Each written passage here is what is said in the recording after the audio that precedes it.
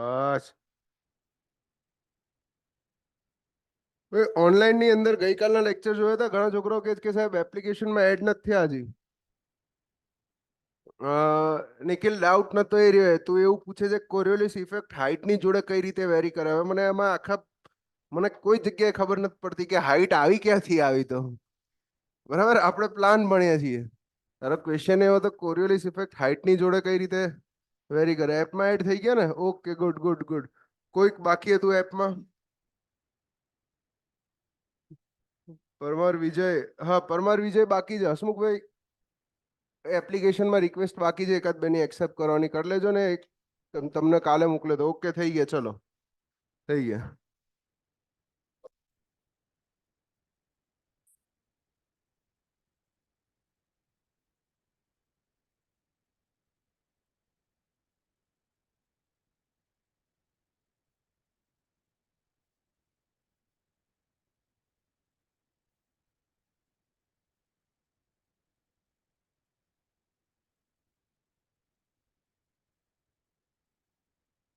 યોદ્ધાવાળા કેટલા છે? ગઈકાલ ચાલુ થઈ ગયો સબ્જેક્ટ? આરસીસી કેવું રહ્યું? મજા? સ્વામી સાહેબ રેડી? ઓકે, બસ તો એકાદ બે દાડામાં એ આમાં હોશિયાર થઈ જશે. હજી પેલો વાયર મોકલ્યો ત્યાં સુધી લગાવવાનો છે. આવી ગયો. પ્રાઇમ માંથી ઓર્ડર કરી દઉં આજે. જો સેકન્ડ ને સવાર મોકલે 6 વાગે ને. સ્ક્રીન નથી આવતી ને? આવી જશે. સરાઉન્ડિંગ પ્રેશર હાઈ હોય છે તો જેમ હાઇટ વધશે તેમ સરાઉન્ડિંગ પ્રેશર કોન્સ્ટન્ટ રહે કે પ્રેશર વેરી થાય? શેમાં વાત કરે છે તું? ઓકે, સમજી ગયો. સમજી ગયો. ભાઈનો ક્વેશ્ચન છે.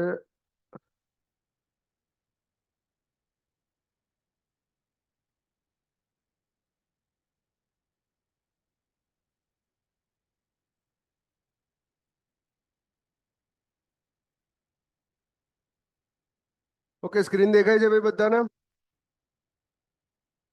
ઓકે, સ્ક્રીન ક્લિયર ને ભાઈ ઓનલાઈનમાં? યસ. તો ગઈકાલે આપણે વાત કરતા હતા ભાઈ. બહુ બધું ભણ્યા. સારું એવું. ભલે ટોપિક બે જ કવર કર્યા. ફ્રન્ટલ પ્રેસિપિટેશન જોયું અને સેકન્ડ જોયું આપણે સાયક્લોન જોયું. સાયક્લોનની અંદર વોટ ઓફ સાયક્લોન કવર થશે. નિખિલ ક્વેશ્ચન કવર થશે. બગા થોડીક રાહ જોજે. એક વખત રિવિઝન જેવું કરાવી દઉં. ફ્રન્ટલ પ્રેસિપિટેશનમાં શું કીધું તું?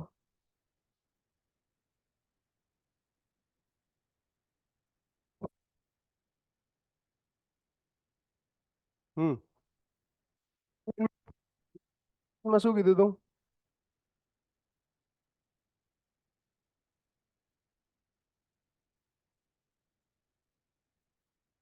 સ્વામી સરે પેન યુઝ કરીશું એટલે પતલી થઈ ગઈ.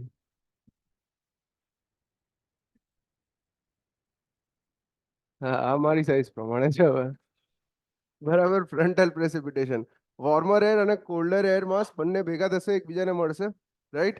હવે એ સમજીએ કે આવી કન્ડિશન દુનિયામાં કઈ જગ્યાએ થાય છે. ઇન્ડિયાની અંદર ફ્રન્ટલ પ્રેસિપિટેશન બહુ રેર કેસમાં થાય છે. ઇન્ડિયામાં આ ટાઈપનું પ્રેસિપિટેશન બહુ રેર કેસમાં થાય છે.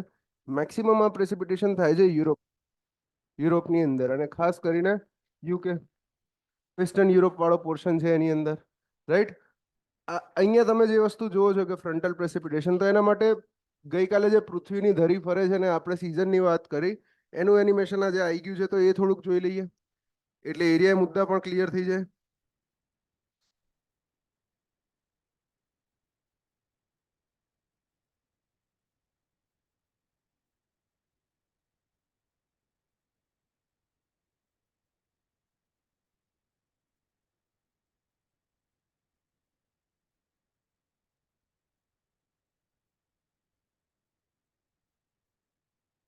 જોઈ લો. આ દેખાય છે સ્ક્રીન પર?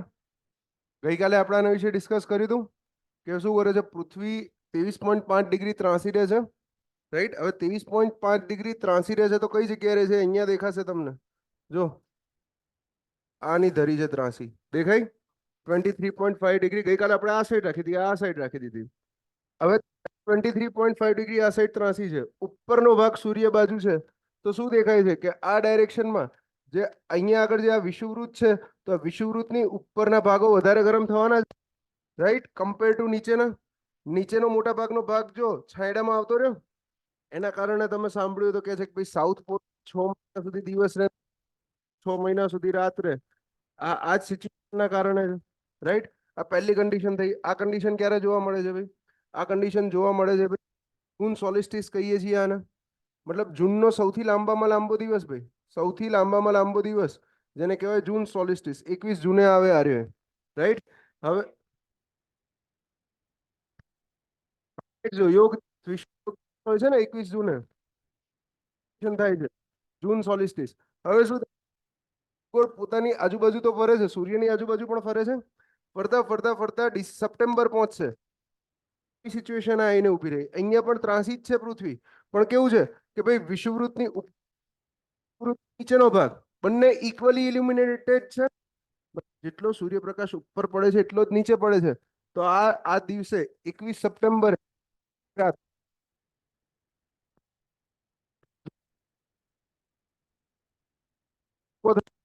રાત વોઇસમાં ઇશ્યુ છે, વોઇસ કટ થાય છે, વોઇસ કટ થાય છે, હજી થાય છે. એક મિનિટ એક મિનિટ. હવે પેલા સેલ ક્યાં ગયા? અહીંયા જ મૂક્યા છે.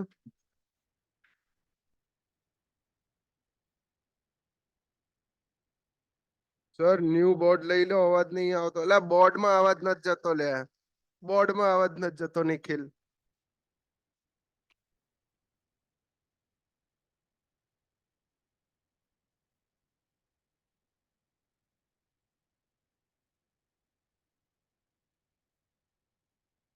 સર મીટિંગમાંથી રિમૂવ થઈ જાય છે. કોણ રિમૂવ થઈ જાય છે? હલો હલો હલો હલો, આવે છે ભાઈ? વોઇસ આવે છે? વોઇસ આવે છે ભાઈ?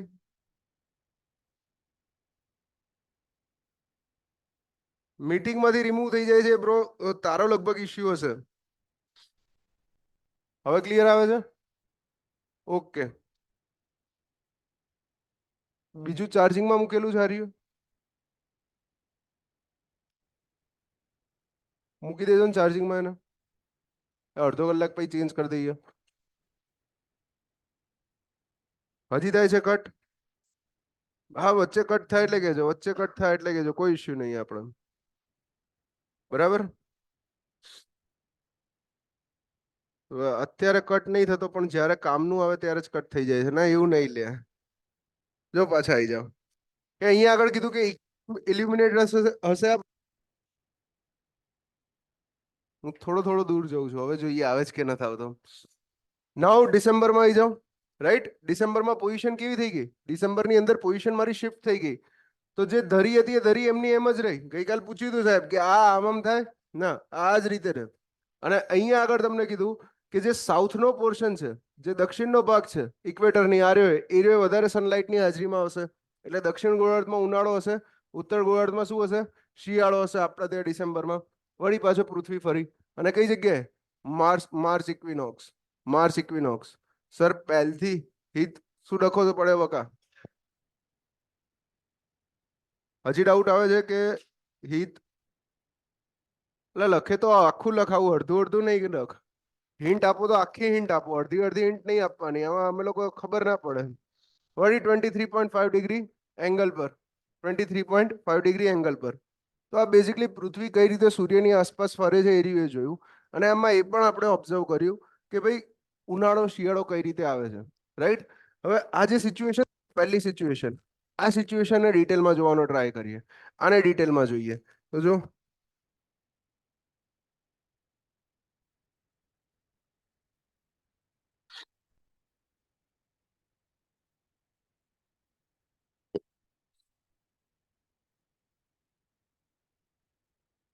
સમર સોલિસ્ટિસ દેખાય છે આ વસ્તુ ક્લિયરલી? અહીંયા આ વસ્તુ દેખાય છે ક્લિયરલી, રાઈટ. આ એ જ વસ્તુ ચાલે છે પારસ, એ જ વસ્તુ છે. જૂન વાળી જ વસ્તુ ચાલે છે. આ 21 જૂન થી રિપીટ કરો. આ એ જ છે. જો પૃથ્વીની ધરી જો કેવી છે, ત્રાસી છે અહીંયા આગળ.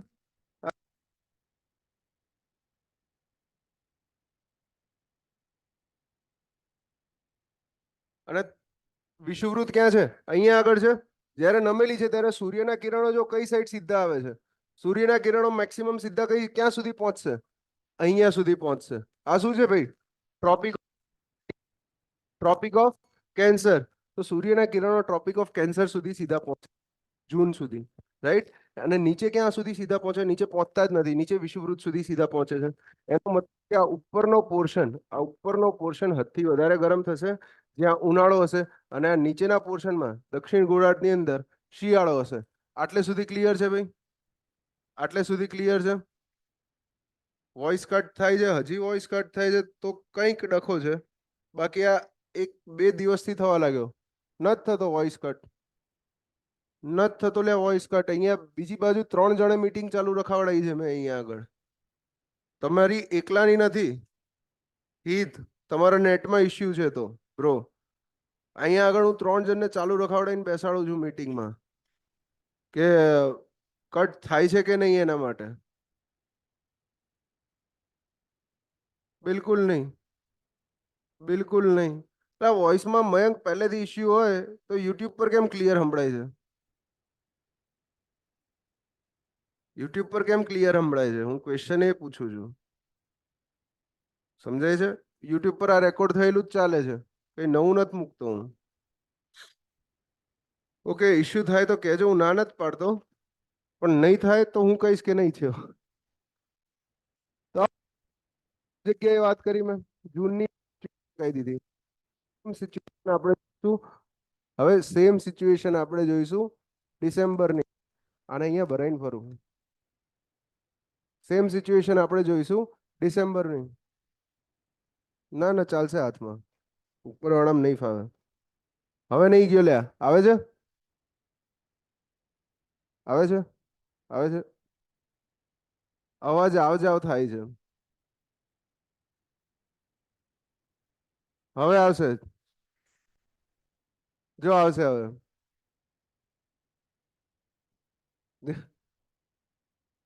ના ના, હવે ઇશ્યુ નહીં થાય, રેકોર્ડમાં પણ નથી વોઇસ આવતો. ઓકે, ચલો તો સોલ્યુશન લાવી દઈશું તમારા પ્રોબ્લેમનું સોલ્યુશન લાવી દઈશું.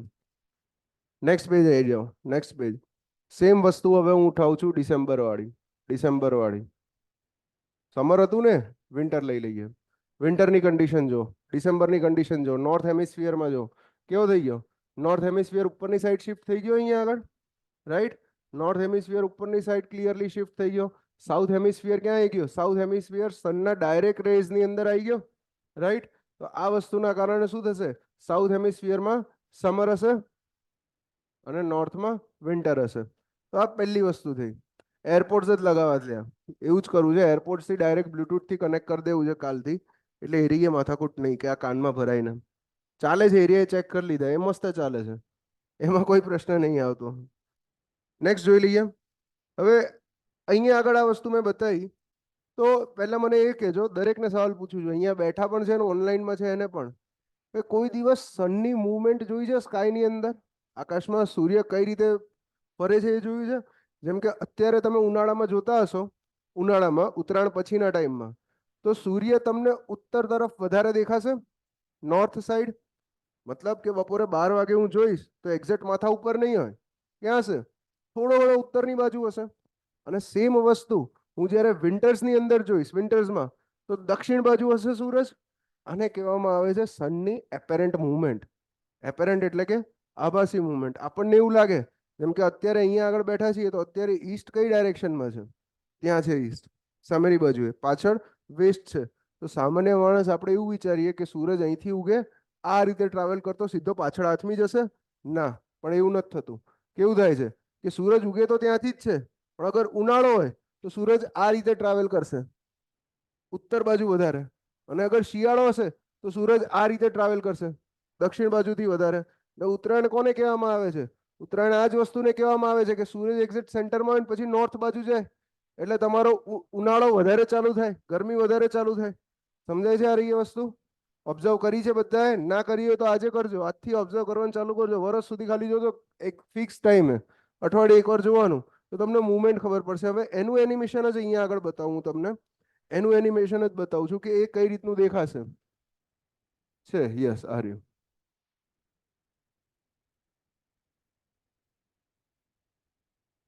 જોઈ લો, અહીંયા જે આ સેકન્ડ ઇમેજ બતાવી છે, આ જે સેકન્ડ ઇમેજ છે અહીંયા આગળ, આ જે સેકન્ડ ઇમેજ છે અહીંયા આગળ ધ્યાનથી ઓબ્ઝર્વ કરો કે તમે જો આ 90 ડિગ્રી, આ ઈસ્ટ છે, આ વેસ્ટ છે. સૂરજ ઈસ્ટમાંથી ઉગશે, અહીંયા પાછળથી વાત કરી દઈએ. તમે અહીંયા આગળ ઊભા છો, રાઈટ, આ જગ્યાએ. તો શિયાળામાં તમને શું દેખાશે? શિયાળાની અંદર તમને દેખાશે કે ભાઈ સૂરજ મારો એક્ઝેક્ટ ઈસ્ટમાંથી નહીં, ઈસ્ટથી થોડો લેફ્ટથી ઉગે છે, અહીંથી સાઉથમાંથી, રાઈટ. જ્યારે ઉનાળાની અંદર શું દેખાશે? એક્ઝેક્ટ ઈસ્ટથી નહીં, સૂરજ ઉગે છે ક્યાંથી? થોડોક નોર્થમાંથી. આ રીતે આ વસ્તુ તમને જોવા મળશે. This is apparent movement of sun. અને આના કારણે, આ જ વસ્તુના કારણે પૃથ્વીનું અનઇવન હીટિંગ થશે. અગ્રી થાય છે આ વસ્તુ માટે બધા? જોઈ લો કઈ રીતે. અહીંયા આગળ જો કે જ્યારે ઉનાળાની મેં વાત કરી કે ઉત્તર ગોળાર્ધમાં જે વખતે સમર હતું, તો ગઈકાલે આપણે બતાવ્યો તો આખો વર્લ્ડ મેપ. શું કીધું હતું કે મોટા ભાગનો લેન્ડ માસ ક્યાં કોન્સન્ટ્રેટેડ છે? ઉત્તર ગોળાર્ધમાં, નોર્થ હેમિસ્ફિયરમાં. તો નોર્થ હેમિસ્ફિયરમાં જ્યારે તડકો વધારે આવશે તો આ ગરમીથી આ જમીન હીટ મારશે વધારે. સેમ સાથે સાથે જ આ આજુબાજુનું પાણી પર હીટ મારશે, રાઈટ. પણ આ જે દક્ષિણનું પાણી હશે એ કેવું હશે? રિલેટિવલી ઠંડુ, રિલેટિવલી ઠંડુ. સેમ વસ્તુ ઓપોઝિટ થઈ જશે જ્યારે હું વિન્ટરમાં જઈશ ત્યારે. જોઈ લો, હું વિન્ટરમાં ગયો, જ્યારે હું વિન્ટરમાં શિફ્ટ થયો ત્યારે ઊંધું થઈ ગયું, ઉપર ઠંડુ થવા લાગ્યું, નીચેનું પાણી ગરમ થવા લાગ્યું. તો હવે આ દરિયો જે છે, આ દરિયા બધા એકબીજા જોડેથી કનેક્ટેડ છે કે નથી? એકો પહેલા બધા એકબીજા જોડે કનેક્ટેડ છે. પેસિફિક ઓશિયન, એટલાન્ટિક ઓશિયન બધા એકબીજા જોડેથી કનેક્ટેડ છે. તો હવે દરિયામાં એક બાજુ ઠંડુ પાણી છે અને એક બાજુ ગરમ પાણી છે, તો એ મિક્સ થવા માંગે કે ના માંગે? પહેલા એક ઇક્વિલિબ્રિયમ લાવવા માંગે કે ના માંગે? જેમ તમે બે અલગ અલગ પાણીની ડોલ ગરમ કરો અથવા તો ઠંડા પાણીમાં ગરમ પાણી નાખો, તો એટ ધ એન્ડ શું થવા ઈચ્છતું હોય? મિક્સ જ થવા ઈચ્છતું હોય.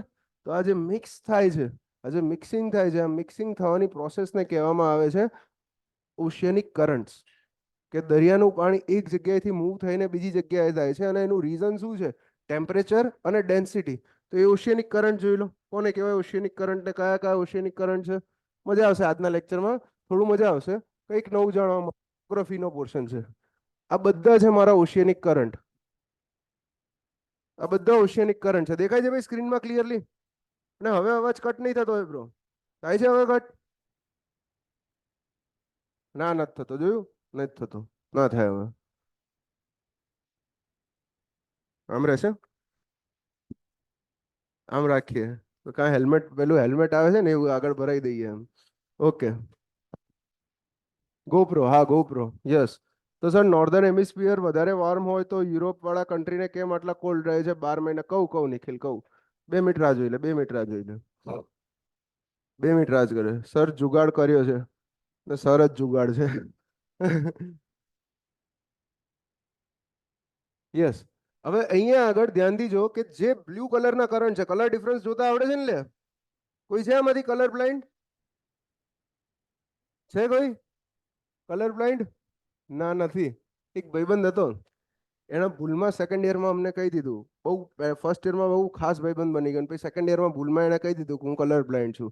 બચારાનું આખું બીટેક કલર કહેતા કહેતા જ નીકળ્યો છે એમ. જે વસ્તુ દેખાય આનો કયો કલર છે, આનો કયો કલર છે, આનો કયો કલર છે. સિવિલ એન્જિનિયર, અત્યારે સ્ટ્રક્ચરમાં માસ્ટર કરી દીધું. સારું એવું પેકેજ મળ્યું છે એને. પાછા જો અહીંયા આવી જાઓ. તો જેટલા રેડ કલરના કરંટ્સ છે એ બધા કરંટ્સને વોર્મર કરંટ્સ કહેવાય છે. જોઈ શકાય છે રેડ કલરના કરંટ્સ કયા કયા છે? ચલો હું બતાવું, એક એક કરીને રેડ કલરના કરંટ્સ બતાવું. વોર્મર કરંટ્સ કહેવાય છે. એક છે આ Brazilian current, right. Second Mozambique currents. Third Agulhas current, Gulf Stream, Norwegian stream, Kuroshio current, Eastern Australian current, Alaskan current. આ બધા કેવા છે? આ બધા જ કરંટ વોર્મર કરંટ છે. યુપીએસસી ના ક્વેશ્ચન છે આ બધા. 4 કરંટ આપી દીધા હોય અને મને નીચે પૂછે કે which one of them are colder current. બરાબર, સિવિલ સર્વિસીસ જ્યોગ્રાફીના ક્વેશ્ચન છે આ એમસીક્યુના. તમારે એટલું ડિટેલમાં જરૂર નહીં. 1-2 ની તૈયારી કરતા હોય તો આના નામ યાદ રાખવાની જરૂર, આપણે ખાલી સમજવાની જરૂર છે. આ જેટલા પણ રેડ કલર વાળા કરંટ ઓબ્ઝર્વ કર્યા, આમાં એક વસ્તુ મને પિક્યુલર એ દેખાઈ. કઈ વસ્તુ દેખાય? કે આ મોટા ભાગના રેડ કલર વાળા કરંટ ઓરિજિનેટ ક્યાંથી થાય છે? વિષુવવૃત્ત પાસેથી ઓરિજિનેટ થાય છે, રાઈટ. જો આ છે વિષુવવૃત્ત મારું. સીધી વાત છે કે અહીંયા વિષુવવૃત્ત પાસે પાણી કેવું હોવાનું છે? ગરમ પાણી હોવાનું છે. કમ્પેર ટુ જે પાણી પોલ પાસે હશે, છે ને આ વસ્તુ. આ પોલ પાસે જે પાણી હશે એના કરતા વિષુવવૃત્ત પાસેનું પાણી હોટ હશે. તો શું થાય છે? વોટરનું ટ્રાન્સફર થાય છે. તો વિષુવવૃત્ત વાળું પાણી શિફ્ટ થવા માંગે છે કઈ જગ્યાએ? પોલ બાજુ જવા માટે. પોલ બાજુ જવા માટે, રાઈટ. જ્યારે પોલનું પાણી છે, જે ધ્રુવનું પાણી, એરિયો કેવું હોય છે ભાઈ? કોલ્ડ વોટર હોય છે.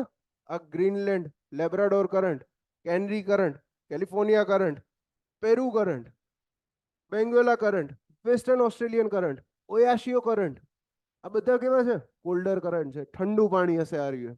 સમજાય છે? હવે બીજો એક ક્વેશ્ચન, કે આ વોટરની મૂવમેન્ટ તમને બતાવી. તો જ્યારે આટલા મોટા માસની અંદર, આ બહુ મોટું માસ હોય પાણીનું, કિલોમીટર કિલોમીટર વાઇડ સ્ટ્રેચ હોય મોટો, અને એની ડેપ્થ લગભગ 200 થી 400 મીટર હોય, એટલું પાણી એક સાથે મૂવ થતું હોય દરિયામાં, સાથે દરિયાની અંદર મૂવ થતું હોય. તો જ્યારે આ ઠંડુ પાણી નીચેથી ઉપર મૂવ થશે, તો એની ઉપર રહેલી હવા પણ ઠંડી થશે ને એની જોડે કોન્ટેક્ટમાં આવવાથી, રિલેટિવલી. સીધી વાત છે. અગર વોટર મૂવ થાય છે, જેમ કે પેરુ કરંટ છે, પેરુ કરંટ અહીંથી મૂવ થાય છે ઉપરની ડાયરેક્શનમાં, તો આની ઉપર રહેલી હવા પણ ઠંડી થાય છે અને એની પણ મૂવમેન્ટ થાય છે. એ સેમ વસ્તુના સિદ્ધાંતનો ઉપયોગ આપણે કરવાનો છે સમજવા માટે ફ્રન્ટલ પ્રેસિપિટેશન. અને આ ફ્રન્ટલ પ્રેસિપિટેશન ક્યારે થાય એવું શું કીધું હતું તમને? કે જ્યારે ઠંડી હવા અને ગરમ હવા એકબીજાને મળે છે, સ્પેસિફિક કન્ડિશન યાદ છે ને? ફ્રન્ટલ પ્રેસિપિટેશનમાં કીધું હતું.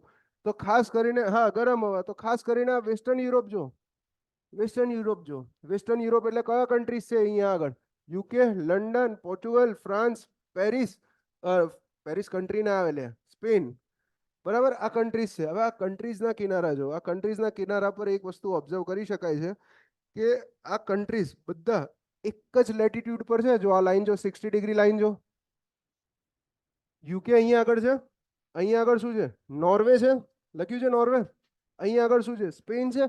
સામે અપોઝિટ સાઈડ, સામેના કાંઠે અપોઝિટ સાઈડ અહીંયા આગળ કેનેડાના છે જગ્યાએ, દેખાય છે? પણ યુરોપના બંદર 365 દિવસ ચાલુ રહે છે. બંદર એટલે કે પોર્ટ. પોર્ટ ખબર ને? કોઈ પણ દેશની ઇકોનોમીને સર્વાઈવ કરવા માટે, કોઈ પણ દેશને વિકાસ કરવા માટે એની ઇકોનોમી વિકસિત થવી બહુ જરૂરી છે. અને પૈસા ક્યાંથી આવશે દેશ પાસે? પોતે જેટલો બીજા દેશ પાસે બિઝનેસ કરશે ત્યાંથી, રાઈટ. બેલેન્સ ઓફ પેમેન્ટ ખબર છે તમને? થોડું ઘણું બીઓપી વિશે આઈડિયા છે, રાઈટ. તો અગર મારે ધંધો ચલાવવો છે, મારા કન્ટ્રીમાંથી એક્સપોર્ટ કરવી છે વસ્તુઓ, તો એ એક્સપોર્ટ કરવા માટે આ પોર્ટ્સ ચાલુ રહેવા બહુ જરૂરી છે. તો ભાઈ યુરોપના પોર્ટ 12 મહિના ચાલુ રહે છે, જ્યારે સામે કેનેડામાં સેમ જગ્યાએ છે, લેટિટ્યુડ સેમ છે, પણ આના પોર્ટ 6 મહિના સુધી બંધ રહેશે, 6 મંથ સુધી બંધ રહેશે. એના કારણે કેનેડિયન ઇકોનોમી કોઈ દિવસ યુરોપિયન ઇકોનોમીને ટચ નહીં કરી શકે. જોઈ લો, આ રહ્યું હિસ્ટ્રી પણ જોઈ લો તમે. જેટલી પણ ડેવલપમેન્ટ થઈ કન્ટ્રીઝની, મોટાભાગની યુરોપમાં થઈ. કેમ? કેમ કે 12 મહિના સુધી પોર્ટ ચાલુ મળતા હતા. હવે આનું કારણ શું? બંને સેમ લેટિટ્યુડ પર છે, તો પણ કેમ 12 મહિના સુધી પોર્ટ ચાલુ રહે છે? જોઈ લો, અહીંયા આગળ જ છે. ક્યાં ગયું? કે યુરોપ પાસેથી ભાઈ હોટ કરંટ નીકળે છે સેમ લેટિટ્યુડ પર. દેખાયો? કયો? નોર્વેજિયન કરંટ, હોટ કરંટ, કે જે શું કરે છે? જે દરિયા પાસે, જે પોર્ટ પાસેના પાણીને થીજવા નથી દેતું, જે પાણીને ગરમ લિક્વિડ ફોર્મમાં રાખે છે. 4 ડિગ્રી સેન્ટીગ્રેડ પાણી હશે, પણ પાણી ઠંડુ હશે. જ્યારે અહીંયા શું થઈ જાય છે? ઉપરથી લેબ્રાડોર કરંટ નીચે આવે છે અને ઈસ્ટર્ન ગ્રીનલેન્ડ કરંટ નીચે આવે છે. તો સામે કેનેડા પાસે જેટલું પણ પાણી છે, જેટલા પણ પોર્ટ છે, બધા પોર્ટ થીજીને બરફ થઈ જશે. કઈ જગ્યાએ? ના, ગલ્ફ સ્ટ્રીમ ટર્ન લઈ લેશે. આને છે ને નોર્ધન જાયર કહેવામાં આવે. આજે આખું ચકેડું જ ફરે રાખે આ રહ્યું. નોર્ધન જાયર કહેવામાં આવે. નીચે અહીંયા સાઉધર્ન જાયર હોય, એટલે ઉપર નહીં જતું ગલ્ફ સ્ટ્રીમ. અગર ગલ્ફ સ્ટ્રીમ ઉપર શિફ્ટ થતું હોય તો થાય. એ ગલ્ફ સ્ટ્રીમનું એક બીજું રીઝન કહું. હવે ઓકે, આમાં ખબર પડી બધાને ઓશિયનિક કરંટ કઈ રીતે ભાગ ભજવે છે, રાઈટ. હવે આપણે ફ્રન્ટલ પ્રેસિપિટેશનમાં જોવાનું છે કે ફ્રન્ટલ પ્રેસિપિટેશન ક્યાંથી આવ્યું. તો ઇન કેસ ઘણી વખત કેવું છે કે આ ભાઈએ હમણાં જ ક્વેશ્ચન કર્યો કે સાહેબ ગલ્ફ સ્ટ્રીમ પર ઉપર જાય છે. હા, ઇન કેસ ઘણી વખત આ ગલ્ફ સ્ટ્રીમની એક બ્રાન્ચ જે છે એ આ રીતે શિફ્ટ થાય છે. ગલ્ફ સ્ટ્રીમની એક બ્રાન્ચ, જેને નોર્ધન એટલાન્ટિક ડ્રિફ્ટ કહીએ છીએ. આ નોર્ધન એટલાન્ટિક ડ્રિફ્ટ અહીંથી શિફ્ટ મારી નોર્વેજિયન કરંટ બને છે. ઘણી વખત આ ઈસ્ટર્ન ગ્રીનલેન્ડ કરંટ ખરો ને, એ અહીંથી ફંટાઈને આ બાજુ આવતો રહે છે. તો ઉપરથી શું આવ્યું? કોલ્ડ વોટર આવ્યું. નીચેથી શું ગયું? વોર્મ વોટર ગયું. આ બંનેની ઉપરની હવા પણ રિલેટિવલી એ ટાઈપની હોવાની છે. તો ઠંડી હવા, ગરમ હવા બંને એકબીજા સામે આવીને ઊભી રહી. આ જગ્યાએ શેનું ફોર્મેશન થશે? ફ્રન્ટનું ફોર્મેશન થશે. ફ્રન્ટનું ફોર્મેશન થશે અને ફ્રન્ટલ પ્રેસિપિટેશન કરશે. એના કારણે ભાઈ European countries maximum frontal precipitation પાડે છે. અને ફ્રન્ટલ પ્રેસિપિટેશનની એક ખાસિયત છે કે એની અંદર તમે કોઈ એક્સપેક્ટેશન ના મારી શકો. બરાબર છે. વેધરના ઠેકાણા ના હોય. મતલબ અત્યારે બપોરે સવારે 8 વાગે જોઈએ છે આપણે, મસ્ત તડકો દેખાય છે. 2 કલાક પછી 10 વાગે અગર ફ્રન્ટ આવી ગયું ક્યાંકથી ઉડતું ઉડતું, તો મસ્ત વાદળાઈ થઈ જશે ને વરસાદે પડી જશે. એટલે તમે એક કહેવત સાંભળી હોય કે when two Englishman meets they discuss about either weather or tea. કાં તો એ જ્યારે કે બે અંગ્રેજ મળે ત્યારે કાં તો એ કે વાતાવરણની ચર્ચા કરે, યા weather is good, weather is sunny, કાં તો પછી ચાની ચર્ચા કરે કે ટી ઇઝ ગુડ. રાઈટ? કેમ કે પહેલેથી ત્યાંની જોગ્રાફી એવી છે કન્ટ્રીની, કોઈ ઠેકાણા જ નહીં. ઇવન તમે મૂવીઝ પણ જો, ઇંગ્લિશ મૂવીઝ જો કે જે હિસ્ટોરિકલ વેલ્યુઝને ડિપિક કરતા હોય તો દેખાશે કે ક્લાઉડી એટમોસ્ફિયર જ હોય હંમેશા અંગ્રેજોના ત્યાં. શેરલોક હોમ્સ જોઈ લો, જેટલા શેરલોક હોમ્સ જોવા હોય બધા ક્લાઉડી એટમોસ્ફિયર. આપણે ત્યાં ચાય પે ચર્ચા થાય. યસ, આપણે ત્યાં ચાય પે ચર્ચા થાય. ક્લિયર છે? તો આ ફ્રન્ટલ પ્રેસિપિટેશનનું રીઝન આ છે. અને મેક્સિમમ જે અનસર્ટેનિટી છે યુરોપિયન રેન્જની એ આ કારણે છે. તો કીધું હતું તમને કે 6 મહિના વરસાદ પડે. આપણા ત્યાં મોન્સૂન સિઝન છે, આમના ત્યાં શું છે? આમના ત્યાં વિન્ટર મોન્સૂન છે અને સમર મોન્સૂન છે. અને એ જે વરસાદ આવે એ શેના કારણે આવે? ફ્રન્ટલ પ્રેસિપિટેશનના કારણે આવે. ક્લિયર છે આ વસ્તુ? રાઈટ. પછી બીજી એક વસ્તુ થઈ હતી ડિસેમ્બર 1912માં, એક ઘટના થઈ હતી, બહુ ફેમસ છે. ડિસેમ્બર 1912માં લગભગ 21 ડિસેમ્બર કે એવું કઈ હતું, યાદ નહીં તારીખ એક્ઝેક્ટ. ટાઇટેનિક નામ સાંભળ્યું છે? મૂવી જોયું છે? હા. તો એ નહીં જોયું, ખાલી સીનો જોયા જ તે. જરા બ્લેક એરો છે એ શેના છે? બ્લેક એરો છે એ કરંટ જ છે, પણ એ કરંટની ડેફિનેશન ફિક્સ નથી કે ઉનાળાની અંદર એ બ્લેક એરો ટર્ન થઈ જશે રેડ, શિયાળાની અંદર એ બ્લેક એરો ટર્ન થઈ જશે બ્લુ. એનું ટેમ્પરેચર ચેન્જ થતું રહેશે. જેટલા રેડ છે એનું ટેમ્પરેચર દરેક સિઝનમાં ફિક્સ રહે છે, એ દર્શાવે છે. બરાબર હિત બ્રો? Okay, done done. હવે ઇશ્યુ નહીં આવતો ને વોઇસમાં? પાક્કું ને? માતાના? હા, ઓકે ઓકે ઓકે, નો પ્રોબ્લેમ નો પ્રોબ્લેમ. Yes yes. જોઈ લો પાછો.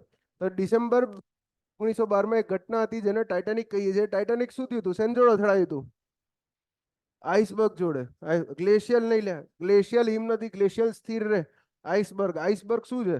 નોર્થ એટલાન્ટિક જે ઓશિયન છે ઉપર, ત્યાંથી બરફનો એક ટુકડો તૂટીને આવ્યો તો નીચે. પેલા એક ટાઇટેનિક ક્યાંથી ક્યાં જતું હતું એ જ નહીં ખબર સાહેબ. અમે તો કેટને જોઈ હતી કે બરાબર. જો ટાઇટેનિક જતું હતું ફ્રાન્સથી, અહીંયા લંડન પાસેથી નીકળીને જતું હતું ન્યુયોર્ક સુધી, આ જગ્યાએ. ડિસેમ્બર એટલે કયો ટાઈમ છે? વિન્ટરનો ટાઈમ છે ભાઈ નોર્થ હેમિસ્ફિયરમાં. ઉત્તર ગોળાર્ધમાં શરદીનો ટાઈમ છે. જ્યારે ટાઇટેનિકની મૂવમેન્ટ અહીંથી આમ થતી હતી એ જ વખતે ભાઈ આ જે લેબ્રાડોર કરંટ છે, દેખાયો આ લેબ્રાડોર કરંટ? વિન્ટરની અંદર આ લેબ્રાડોર કરંટ સ્ટ્રોંગ થઈ ગયો હતો. અને લેબ્રાડોર કરંટ પોતાની જોડે એકલું ઠંડુ પાણી નથી લાવતો, એ ઘણી બધી વખત નોર્થની અંદરથી આઈસબર્ગ્સ પણ પોતાની જોડે લઈને આવે છે. તો એ ઠોકાયું એની જોડે, અથડાયું એની જોડે. બરાબર છે? એનું રીઝન શું હતું? Labrador current. નોર્થમાંથી જે આવતો લેબ્રાડોર કરંટ. પણ તમને શું રીઝન દેખાય છે? ના, ગાડીવાળો સીન, પેઇન્ટિંગ વાળો સીન. સર ફિઝિકલ જીઓગ્રાફી આખું આખું કરાવી દેજો ને, મજા આવે છે યાર. જો મને તો મજા ઘણું બધું કરવામાં આવે જ, પણ એ બધું નહીં. બરાબર? મારું મન ચાલે તો હું ફિઝિકલ જીઓગ્રાફી કરાવી દઉં, હું હિસ્ટ્રી કરાવી દઉં, હું કઈ બાકી ના રાખું, કલ્ચરે કરાવી દઉં. પાછા આવી જાવ આપણે. તો આ ફ્રન્ટલ પ્રેસિપિટેશન, આઈ હોપ કે કોઈને કંઈ પણ ડાઉટ નહીં હોય. કંઈ પણ ડાઉટ નહીં હોય. નેક્સ્ટ પેજ પર આવીએ. ગઈકાલે સાયક્લોન કરાવ્યું હતું, તો સાયક્લોનના થોડા ફોટા જોઈ લઈએ. આ મને સારા લાગ્યા ફોટોઝ,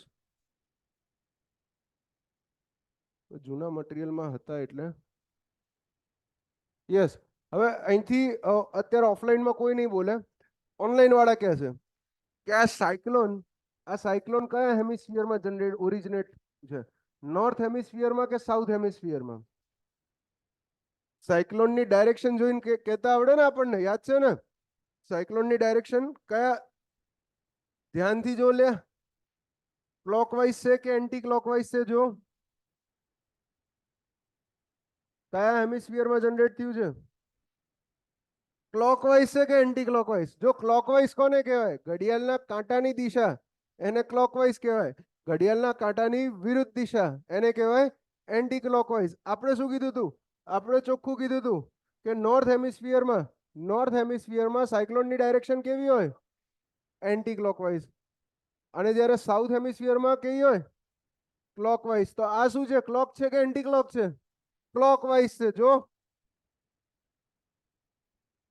દેખાય છે પાક્કું ને? તો કયા હેમિસ્ફિયરમાં છે? સાઉથ હેમિસ્ફિયરમાં. સાઉથ હેમિસ્ફિયરમાં. અને અગર જોતા બોતા આવડતું હોય, જોગ્રાફી જોતા થોડીક ઇન્ટરેસ્ટ હોય, તો આ ગલ્ફ ઓફ ઇડન છે બરાબર, એના કોર્નરમાંથી સાઉથ હેમિસ્ફિયરનો છોડ દો, છોડ દો. એને છોડ દો. નહીં પડો, નહીં પડો, પાછા આવી જાઓ. બીજું બતાવી દઈએ. આ જો, આ કયા હેમિસ્ફિયરમાં છે ભાઈ? આની ડાયરેક્શન જો કઈ છે? ક્લોકવાઇઝ છે કે એન્ટી ક્લોકવાઇઝ છે? એન્ટી ક્લોકવાઇઝ છે. એન્ટી ક્લોકવાઇઝ છે તો આની ડાયરેક્શન કઈ છે ભાઈ? નોર્થ. નોર્થ હેમિસ્ફિયરમાં એન્ટી ક્લોકવાઇઝ.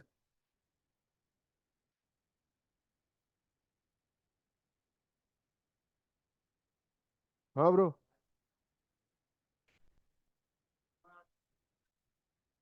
આની અંદર કે છે આ નીકળે છે એમાં. હા તો જો સાંભળો, બેઉ બાજુ બાજુ મૂકવું એવું કરું? બેઉને એકબીજાની બાજુ મૂકીએ, કઈ નહીં. બેઉને એકબીજાની બાજુ મૂકીએ, આપણે એવી ના પાડતા જ નહીં.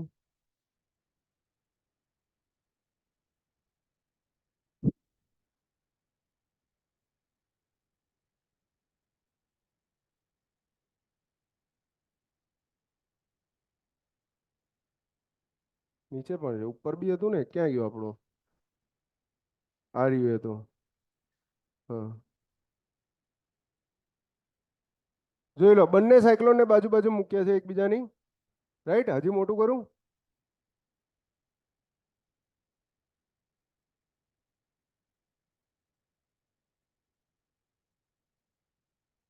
રાઈટ. હવે શાંતિથી ડાયરેક્શનનો ડિફરન્સ જો, તમે જાતે કહેશો. સાયક્લોન પછી ક્લાઉડ બસ્ટિંગનું રીઝન શું છે એ સમજાવી દેજો. Cloud બસ્ટિંગનું reason. ઓકે, સમજી ગયો. હવે જોઈ શકો છો ક્લોકવાઇઝ એન્ટી ક્લોકવાઇઝ ડિફરન્શિએટ કરી શકો છો? લાઈટ એક બંધ કરી દો, બે બંધ કરી દો. થોડી રહેવા દે ને યાર, લાઈટ થોડીક તો રાખ. હું દેખાઈશ નહીં, આટલો બધો કાળો છું, તમને નહીં દેખાવું પછી. સેન્ટરથી જોવાનું, યસ એક્ઝેક્ટલી. આજુબાજુનું પહેલા જોશો ને તો બધું હરખું લાગશે. હજી કહું છું, જો જ્યારે પણ સાયક્લોનને જુઓ તમે, જ્યારે પણ સાયક્લોનને જુઓ ત્યારે કોઈ દિવસ સરાઉન્ડિંગને પહેલા ઓબ્ઝર્વ નહીં કરવાનું. ઓબ્ઝર્વ કરવાનું સેન્ટરને. અને સેન્ટરને ઓબ્ઝર્વ કરીને શું જોવાનું કે આજુબાજુની હવા સેન્ટરમાં કઈ બાજુથી આવે છે. જેમ કે અહીંયા આગળ મેં સેન્ટર જોયું આ રહ્યું, તો મને દેખાય છે કે આજુબાજુની હવા સેન્ટરમાં આ રીતે આવે છે. આવે છે આ રીતે. તો આ ચકેડું કેવું ફર્યું? ગોળ ક્લોકવાઇઝ ફર્યું. તો આ કયા હેમિસ્ફિયરમાં છે?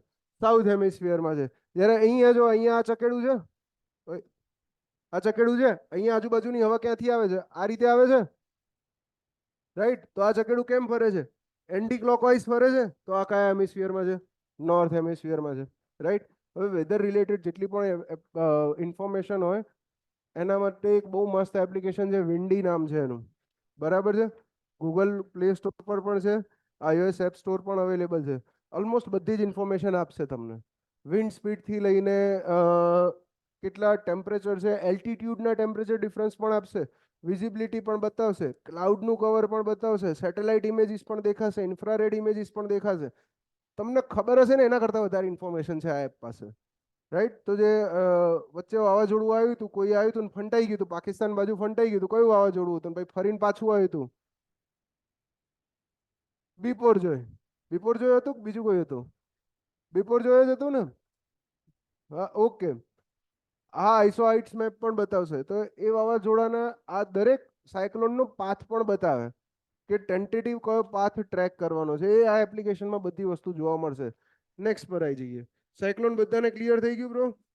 કોઈને કંઈ પણ ડાઉટ, ડિફિકલ્ટી સાયક્લોનમાં, ઓનલાઈનમાં? ઓકે, કોઈને કંઈ ડાઉટ નથી. Good good good. અવાજ એ ક્લિયર આવે છે ને હવે? તો સાયક્લોનની ડાયરેક્શન ચેન્જ થવાની રીઝન શું? સાયક્લોનની ડાયરેક્શન ચેન્જ થવાની રીઝન શું? અચ્છા ઓકે, ફંટાય છે. Regular winds. Regular winds. Okay, હવે અવાજમાં કોઈ ઇશ્યુ નથી. નેક્સ્ટ પર આવી જાઓ. નેક્સ્ટ પોઈન્ટ પર. અને પછી હવે ભણવાનું ચાલુ કરીએ છીએ આપણે. ફ્રન્ટલ પ્રેસિપિટેશન એ તો ભણાવી દીધું. Next point convective precipitation. Easy add જ કરી દઈએ, એવું કરીએ કાં તો નવી ફાઇલ લઈ લઈએ.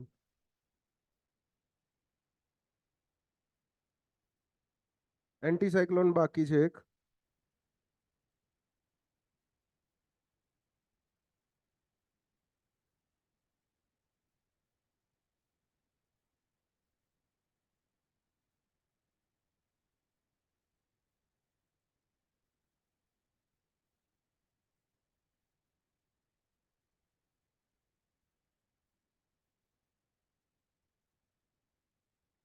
યસ, આપણે સાયક્લોનના દરેક પોઈન્ટ કવર કરી દીધા હતા. ટ્રોપિકલ સાયક્લોન અને extra tropical cyclone, tropical cyclone અને એક્સ્ટ્રા ટ્રોપિકલ સાયક્લોન. હવે વાત કરવાની છે એન્ટી સાયક્લોનની. નવું આવ્યું કંઈ, બરાબર છે, નવું આવ્યું. તો સાયક્લોનમાં શું કીધું હતું? સાયક્લોનની અંદર આપણે શું ડિસ્કસ કર્યું હતું? સાયક્લોન કોને કહેવામાં આવે ભાઈ? લો પ્રેશર રિજન્સ હતા સાયક્લોન, યાદ છે ને ભાઈ?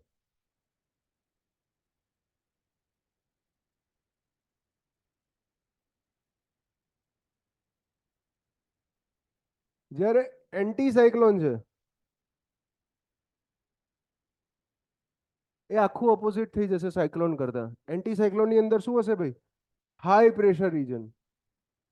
હાઈ પ્રેશર રીજન મતલબ સાયક્લોનમાં જે આપણે ડિસ્કસ કર્યું કે ભાઈ સેન્ટરમાં આ રીતે વચ્ચે લો પ્રેશર છે, આજુબાજુ હાઈ પ્રેશર છે, અહીંયા બધે હાઈ પ્રેશર છે, હાઈ પ્રેશર છે. આ હાઈ પ્રેશર શું કરે છે? હાઈ પ્રેશર હવા અંદર આવવાનો ટ્રાય કરે છે અને કોરિયોલિસ ફોર્સ લાગે છે. નોર્થ હેમિસ્ફિયર હોય તો કોરિયોલિસ ફોર્સ ડાયરેક્શન મુવમેન્ટની જમણી બાજુ લાગે, મુવમેન્ટની ડાયરેક્શનની. તો એના કારણે આ ટાઈપે સાયક્લોનનું ફોર્મેશન થાય છે.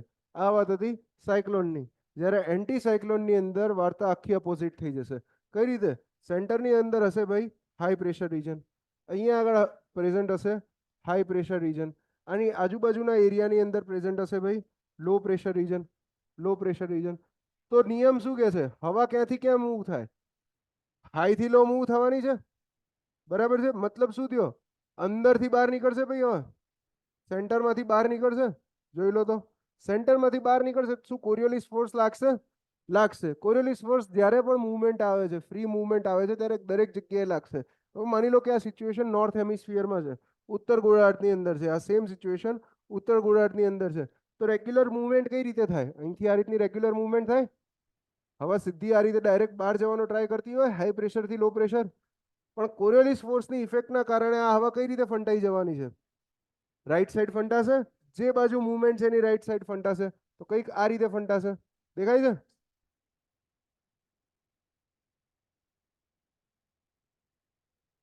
તો અહીંયા શું દેખાય છે? સાયક્લોનની મુવમેન્ટ. જો સાયક્લોનની મુવમેન્ટ આ નોર્થ હેમિસ્ફિયર બતાવ્યું હતું. નોર્થ હેમિસ્ફિયરમાં એન્ટી સાયક્લોનની મુવમેન્ટ કઈ ડાયરેક્શનમાં છે? જોયું ચકેડું કેવું ફરે છે? ઘડિયાળના કાંટાની દિશામાં ફરે છે. તો નોર્થ હેમિસ્ફિયરમાં એન્ટી સાયક્લોન હશે ક્લોકવાઇઝ, ક્લોકવાઇઝ. ક્લિયર છે? આ રહી એ વસ્તુ, આ રહી એ વસ્તુ ક્લિયર છે ભાઈ? યસ, વાય મસ્ત ફોટો મૂક્યો છે એક.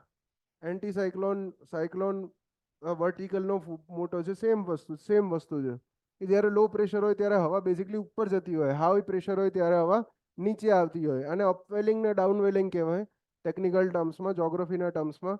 અપવેલિંગ એટલે કે ઉપર આવવું થાય, ડાઉનવેલિંગ એટલે કે નીચે આવવું. ભલે વોટર માસ હોય કે એર માસ હોય, બે વસ્તુ સરખી છે. આની અંદર કોઈને કઈ ડાઉટ? હવે સેમ વસ્તુ એન્ટી સાયક્લોન હું સાઉથ હેમિસ્ફિયરમાં લઉં, દક્ષિણ ગોળાર્ધમાં લઉં, ત્યારે કઈ ડાયરેક્શન આવશે એની? Anticlockwise. આ એમસીક્યુ છે ભાઈ. આ બધા એમસીક્યુ નીકળે છે તમારા. આ દરેક એમસીક્યુ નીકળે. જોઈ લો, આમાં ટીક કરતા જાઓ તો.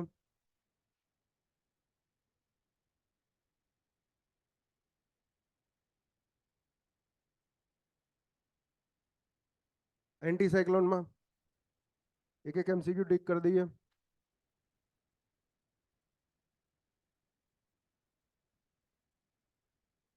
પહેલા તો એન્ટી સાયક્લોન શું છે? રીજન ઓફ હાઈ પ્રેશર છે, રાઈટ. સેકન્ડ કે એની ડાયરેક્શન ઇમ્પોર્ટન્ટ. આ એમસીક્યુમાં કામનું છે ભાઈ. એટલે નોર્થ હેમિસ્ફિયરમાં સાયક્લોનની ડાયરેક્શન કેવી હશે? ક્લોકવાઇઝ. જ્યારે સાઉથ હેમિસ્ફિયરમાં સાયક્લોનની ડાયરેક્શન કેવી હશે? Anti clockwise. ક્લિયર છે આટલે સુધી? નેક્સ્ટ પેજ પર.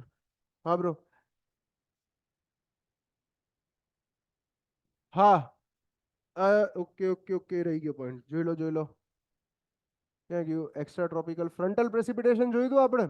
ઓશિયનિક કરંટ ક્યાં ગયા? યસ, અહીંયા આગળ પાછા આપણે સાયક્લોન બે ટાઈપના કીધા હતા. કયા કીધા હતા? વન ઇઝ ટ્રોપિકલ સાયક્લોન ને second one is extra tropical cyclone. Tropical cyclone માટે શું કીધું તું, કયા રીજનમાં આવે ટ્રોપિકલ સાયક્લોન? ટ્રોપિકલ રીજન ની અંદર. ને ટ્રોપિકલ રીજન કેવો કીધો તો 23.5 કંઈક આટલેથી 23.5 ઉત્તરથી 23.5 દક્ષિણ વચ્ચેનો, મતલબ આટલો જે ભાગ છે, આ ભાગની અંદર જેટલા પણ સાયક્લોન્સ આવે છે એ બધા સાયક્લોનને હું શું કહું છું? Tropical cyclone. અને એ ભાગની બહાર જેટલા સાયક્લોન આવશે એની બહારની સાઈડમાં, મતલબ કયો પોર્શન રહ્યો? આર્યો પોર્શન રહ્યો અને નીચેનો આર્યો પોર્શન રહ્યો. આ બંને પોર્શનમાં જેટલા સાયક્લોન આવશે એવા સાયક્લોનને હું શું કહીશ? Extra tropical. ક્લિયર છે આ બંને વસ્તુ? રાઈટ. હવે એક વસ્તુ શીખ્યા કે ભાઈ આ એક્સ્ટ્રા ટ્રોપિકલ સાયક્લોન વાળો જે પાર્ટ છે, મતલબ આ ઉપરનો પાર્ટ, એની અંદર તો મોટા ભાગનું પ્રેસિપિટેશન ફ્રન્ટલ પ્રેસિપિટેશન થવાનું છે. કીધું તું ને હમણાં નોર્થ યુરોપમાં, વેસ્ટર્ન યુરોપની અંદર કે જે થવાનું છે બધું કયું પ્રેસિપિટેશન હશે? Frontal precipitation. તો ઇન કેસ એની અંદર ક્યારેક સાયક્લોન આવી પણ જાય છે, મતલબ એક્સ્ટ્રા ટ્રોપિકલ સાયક્લોન ક્યારેક જનરેટ પણ થાય છે, ઓરિજિનેટ પણ થાય છે, છતાં પણ એની જોડે ફ્રન્ટલ સિસ્ટમ ભાગ ભજવે છે. ફ્રન્ટલ સિસ્ટમ એની જોડે ઇન્ડ્યુસ્ડ હોય છે, મતલબ એક સાથે બે સિસ્ટમ એક્ટિવેટ થયેલી હોય છે. ખાલી આપણે અહીંયા આગળ એકલી ટ્રોપિકલ રીજનમાં એકલું સાયક્લોન એક્ટિવેટ થયેલું હોય, ત્યાં સાયક્લોનની સાથે સાથે એક્સ્ટ્રા ટ્રોપિકલ સાયક્લોનની સાથે સાથે ફ્રન્ટલ સિસ્ટમ પણ ઘણી બધી વખત એક્ટિવેટ થયેલી જોવા મળે છે. એના કારણે જ આપણા મટીરિયલમાં આ રહ્યું સેન્ટેન્સ લખેલું છે. જો એક્સ્ટ્રા ટ્રોપિકલ સાયક્લોનમાં આપણા મટીરિયલમાં એક સેન્ટેન્સ લખેલું છે, extratropical cyclones are associated with frontal systems. લખ્યું છે આવું? ક્યાં હશે? Yes, extratropical cyclones are associated with frontal system. They are associated with frontal systems. ઠીક છે. અને it occurs outside the tropical zone. Tropical ઝોનની બહારની ડાયરેક્શનના સાયક્લોન છે. ક્લિયર છે? ક્લિયર છે? સાઉથમાં ક્લોકવાઇઝ ના આવે હિત, સાયક્લોન સાઉથની અંદર ક્લોકવાઇઝ આવશે, એન્ટી સાયક્લોન સાઉથની અંદર એન્ટી ક્લોકવાઇઝ આવશે. હવે યાદ કઈ રીતે રાખવાનું? એટલે તો માર્ક લાવવાના છે ને એમસીક્યુમાં. આ બધું સમજ્યા, સમજ પડી, ઠીક છે, યાદ રહેતો. આ ના સમજ, આ જે સમજ પડી એ ના યાદ રહે તો આપણે માર્ક લાવવાનો પોઈન્ટ શોધો. માર્ક લાવવાના પોઈન્ટ એમસીક્યુ ટીક કરી દીધા છે. સૌથી વધારે અગત્યનું શું હતું એમાંથી? સાયક્લોનની ડાયરેક્શન. તો ખાલી સાયક્લોનનું યાદ રાખજો. એકલું સાયક્લોનનું યાદ રાખશો ને પછી બાકી બધું તમે જાતે બનાવવા લાગશો, ઊંધું થવા લાગશે સાયક્લોન કરતા. ક્યાં ગયું? અરે અહીંયા જ છે. તો જો સાયક્લોનમાં જો પાછું જા નહીં યાર. હા, સાયક્લોન નોર્થ હેમિસ્ફિયરમાં એન્ટી ક્લોકવાઇઝ, તો ઓટોમેટિક સાઉથમાં શું આવી ગયું? ક્લોકવાઇઝ. અને એન્ટી સાયક્લોન મતલબ સાયક્લોનનું ઊંધું, બધું ઓપોઝિટ થઈ જશે. નોર્થ હેમિસ્ફિયરમાં ક્લોકવાઇઝ અને સાઉથ હેમિસ્ફિયરમાં એન્ટી ક્લોકવાઇઝ. સમજાઈ ગયું? આર્ય ક્લિયર છે? કોઈને કઈ ડાઉટ, ડિફિકલ્ટી, તકલીફ નહીં પડે ને બ્રો? યાદ રહેશે ને? Yes, good good good. Next point પર આવી જઈએ. યસ, નેક્સ્ટ પોઈન્ટ છે ટોટલ 3 ટાઈપના પ્રેસિપિટેશન જોઈ લીધા, 3 વેધર સિસ્ટમ્સ જોઈ લીધી. કઈ કઈ વેધર સિસ્ટમ જોઈએ? એક ફ્રન્ટલ, સાયક્લોન અને એન્ટી સાયક્લોન. હવે ફોર્થ વન આવે છે. ફોર્થ વન આવે છે કન્વેક્ટિવ પ્રેસિપિટેશન. Convective precipitation. હા બ્રો. હા, નોર્થમાં રાઈટ જ રહેવાનો, ગમે તે હોય, સાયક્લોન હોય કે એન્ટી સાયક્લોન હોય કે ગમે તે હોય, કોરિયોલિસ ફોર્સ રાઈટ જ રહેવાનો છે. કોરિયોલિસ ફોર્સનું બીજું એક્ઝામ્પલ જોવું હોય તો જોઈ લો, તમને અહીંયા પણ જોવા મળશે ભાઈ. ઓશિયનિક કરન્ટ્સની અંદર પણ કોરિયોલિસ ફોર્સ જોવા મળશે. તમે કહેશો ના હોય સાહેબ, હાર જ છે, બધી જગ્યાએ કોરિયોલિસ ફોર્સ લાગતો રહે છે. જોઈ લે, આ ગલ્ફ સ્ટ્રીમ છે, ગલ્ફ સ્ટ્રીમ છે, નોર્થ હેમિસ્ફિયરમાં મૂવ કરે છે ઉપરની ડાયરેક્શનમાં, રાઈટ સાઈડ ફંટાયું, રાઈટ, રાઈટ ડિફ્લેક્શન મળ્યું. ઓકે, ચલો એને છોડો. લેબ્રાડોર જો ઉપરથી નીચે આવવાનો ટ્રાય કરે છે, રાઈટ, નોર્થ હેમિસ્ફિયરની અંદર મુવમેન્ટની રાઈટ સાઈડ ફંટાયું, દેખાય છે આ રીતે લેબ્રાડોર, રાઈટ. સાઉથમાં જોઈ લો, ચલો સાઉથમાં જોઈ લો, સાઉથની અંદર જોઈ લો, બ્રાઝિલમાં જોઈ લો, બ્રાઝિલમાં જોઈ લો કે આ બ્રાઝિલિયન સ્ટ્રીમ છે એ ઉપરથી નીચે આવવાનો ટ્રાય કરે છે, રાઈટ. લેફ્ટ સાઈડ ફંટાયું મુવમેન્ટની, દેખાય છે કોરિયોલિસ ફોર્સ સાઉથમાં લેફ્ટ સાઈડ. કોરિયોલિસ ફોર્સ ભાઈ જે પણ ફ્રી મૂવિંગ વસ્તુઓ છે બધામાં જોવા મળશે. ઇવન વોટરને પણ ફ્રી મૂવિંગ ગણવામાં આવે છે કેમ કે ફ્લુઇડ છે બ્રો, ફ્લુઇડ છે ને વોટર. જોઈને પૃથ્વીને ચોંટીને ચાલે છે, ઇટ્સ અ ફ્લુઇડ. હજી બીજું એકાદું એનિમેશન જોયું તો આઈડિયા છે કે જ્યારે ભરતી આવે ને ઓટ આવે એનું એનિમેશન જોયું હશે તો ખબર હશે કે ભાઈ આ કઈ રીતે કામ કરે છે. બરાબર. હા, દડાવાળું જ એક્ઝામ્પલ, દડાવાળું જ એક્ઝામ્પલ, એ જ વેલિડ. જે ગઈકાલે આપણે એક્ઝામ્પલ લીધું હતું ને એ જ વેલિડ. દરેક જગ્યાએ જોવા મળશે. ઇવન અહીંયા જોઈ લો, ક્રુઓશિયો કરંટ ને ઓયાશિયો જોઈ લો. આ જાપાનની અંદર, ચલો જાપાન ને બહુ ઓછા લોકોને છે. સેમ વસ્તુ છે તમારી અહીંયા ક્રિએટ થઈ છે વેસ્ટર્ન યુરોપિયન રિજનમાં. સેમ વસ્તુ જાપાનમાં પણ ક્રિએટ થાય છે ભાઈ, રાઈટ. જાપાનમાં કયા કરંટ્સ મળે છે? ક્રુઓશિયો કરંટ ને ઓયાશિયો કરંટ મળે છે. તો ક્રુઓશિયો કરંટની ડાયરેક્શન જો ક્યાંથી, ઇક્વેટરથી ઉપર જવા માંગે છે નોર્થ હેમિસ્ફિયરમાં, રાઈટ સાઈડ ફંટાશે. દેખાય છે રાઈટ સાઈડ મૂવમેન્ટ? ક્લિયર છે આ વસ્તુ? ઓકે. તો આ છે બેઝિક. જેટલી પણ ફ્રી મૂવિંગ બોડી હશે બધા ઉપર લાગશે. પહેલો એક ડાઉટ હતો એ કહેજો ને વડીલ, સરાઉન્ડિંગ પ્રેશર વાળો. ડાઉટ પૂરો લખ, સરાઉન્ડિંગ પ્રેશર નહીં. લખ ડાઉટ લખ, હું તો ડાઉટનો આન્સર આપું.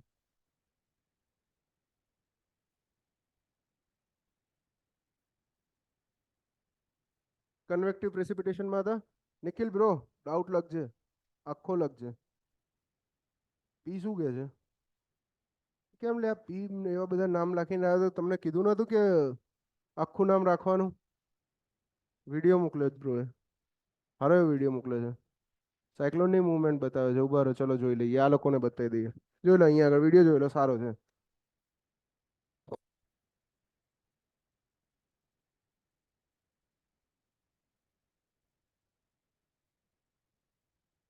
પાછું આવી ગયું.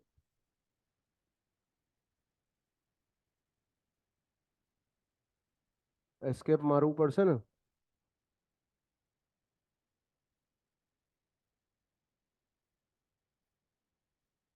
આવી ગયો.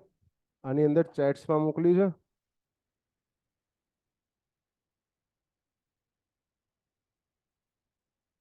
ક્યાં બ્રો વિડીયો મોકલ્યો તો ને પીએ લોડ થાય છે. ક્લાઉડ બસ્ટિંગ આવશે, ક્લાઉડ બસ્ટિંગ આવશે. ડાઉનલોડ કરી દઈએ ને આને. ડાઉનલોડમાં છે, શેમાં છે? ડોક્યુમેન્ટમાં છે, ડાઉનલોડ્સમાં લઈ જવા દો આને. હા, રેકોર્ડિંગ ચાલુ જ રહ્યા ને, ચાલુ, કઈ વાંધો નહીં આપણને. આપણે કેવું કોઈ આડું આવડું રેકોર્ડ કરીએ છીએ. બીજો આવ્યો ના, બસ એક બહુ થઈ ગયો યાર, એક બહુ થઈ ગયો.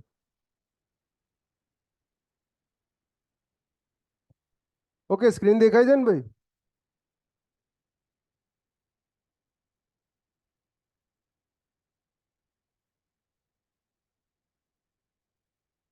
હા જતું જોઈ લો ભાઈ. સાયક્લોનની મૂવમેન્ટ પણ દેખાય છે, સાયક્લોનનું ઓરિજિન પણ દેખાય છે, રીજન પણ આપેલા છે, પ્રેશરના ડાયાગ્રામ્સ પણ આપેલા છે. બહુ બધું આપેલી ડિટેલ. આટલા બધાની બિલકુલ જરૂર નથી. કયા સેટેલાઇટથી ઉઠાવ્યું છે એ પણ લખેલું જ નીચે. એમટી સેટ ફ્લોટર વિઝિબલ રેન્જમાં છે, ઓગસ્ટ 19, 2015. ટાઈમ પણ લખેલો છે. હવે કો ક્યાંની ડાયરેક્શન કઈ છે જોઈને, ક્લોકવાઇઝ છે કે એન્ટી ક્લોકવાઇઝ છે? ચકેડું કેવું રહે છે? એન્ટી ક્લોકવાઇઝ છે તો કયા હેમિસ્ફિયરમાં છે? નોર્ધન હેમિસ્ફિયરમાં છે, રાઈટ. Northern hemisphere. ક્લિયર છે આ વસ્તુ? યસ. નેક્સ્ટ પર આવી જઈએ.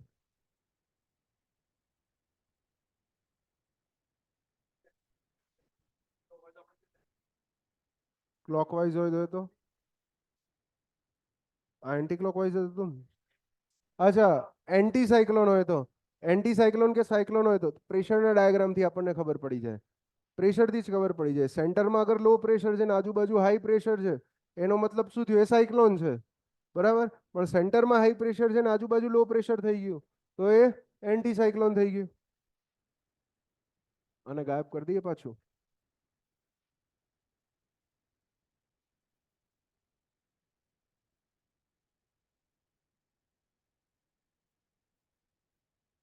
જોઈ લો તો કન્વેક્ટિવ પ્રેસિપિટેશન. કન્વેક્ટિવ પ્રેસિપિટેશન સાંભળ્યું જ નામ ભાઈ? આ કયું પ્રેસિપિટેશન છે? આ તમે જે બચપનમાં ભણતા હતા ને નાના હતા ત્યારે. હા, આવરે વરસાદ વાળું. કે વરસાદ કઈ રીતે પડે છે જ્યારે પૂછો ટીચરને છઠ્ઠા ધોરણમાં, એટલે ટીચર તમને કે ગરમ હવા, ગરમીના કારણે કે પાણી ગરમ થાય છે, એની વરાળ બનીને ઉપર જાય છે, અને એ જે ગરમ હવા ઉપર ગઈ, જે ગરમ હવા ઉપર ગઈ અહીંયા આગળ, એની જગ્યા લેવા માટે આજુબાજુથી ઠંડી હવા દોડતી આવે છે. યાદ છે ને? ચલો અહીંયા સાઈડમાં બતાવી દઈએ, કોઈ ટેન્શન નહીં.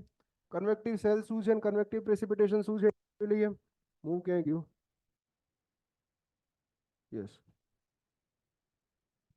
કઈક આવી કન્ડિશન જો, આ મારું ગ્રાઉન્ડ છે, રાઈટ. હવે આ ગ્રાઉન્ડ પર બે ટાઈપની વસ્તુ છે. ગાંધીનગરનું જ એક્ઝામ્પલ લઉં છું હું, ગાંધીનગરનું જ એક્ઝામ્પલ લઉં છું. અહીંયા સતત 10 કિલોમીટર સુધી, ટોટલ 10 કિલોમીટરની લેન્થમાં નકરા બિલ્ડિંગ્સ છે. બિલ્ડિંગ્સ છે એકલા, રોડ છે, રસ્તા છે, બિલ્ડિંગ્સ છે. અને પછીના સીધા 5 કિલોમીટર શું છે? નદી છે ને આપણે ત્યાં અહીંયા સાબરમતી નદી. એ જ રીતે છે આ 5 કિલોમીટર અહીંયા નદી છે. તો ઇન શોર્ટ પાણી ભરેલું છે, રાઈટ. તો જ્યારે પણ આના ઉપર તડકો પડે છે, સૂર્યપ્રકાશ આવે છે, અહીંયા આગળ સૂર્ય બતાવી દીધો. આ સૂર્યપ્રકાશ જ્યારે આ બંને વસ્તુઓ બાજુમાં જ છે, રાઈટ. ડાયરેક્ટ સૂર્યપ્રકાશ આવશે તો આ બંનેનું હીટિંગ સરખું થશે કે ડિફરન્ટ થશે? હીટ સરખી પડે છે બંને ઉપર, પણ બંને ગરમ અલગ અલગ થશે ને. સીધી વાત છે કે આ શું છે? અહીંયા આગળ કોન્ક્રીટનું સ્ટ્રક્ચર છે, આ કોન્ક્રીટનું સ્ટ્રક્ચર છે, વધારે ગરમ થશે. તો આને કહેવામાં આવે છે ભાઈ uneven heating. Uneven heating. Uneven હીટિંગના કારણે શું થાય છે? જ્યારે પણ અનઇવન હીટિંગ થાય ત્યારે આર્યો પોર્શન હદથી વધારે ગરમ થઈ ગયો, રાઈટ. તો અહીંયા હદથી વધારે ગરમ થયો તો એના ઉપરની હવા, એના ઉપરની જેટલી પણ ગરમ હવા હતી, એના ઉપરની જેટલી પણ ગરમ હવા હતી, એ બધી ગરમ હવા ક્યાં જશે? આ રીતે ઉપર જવાની છે.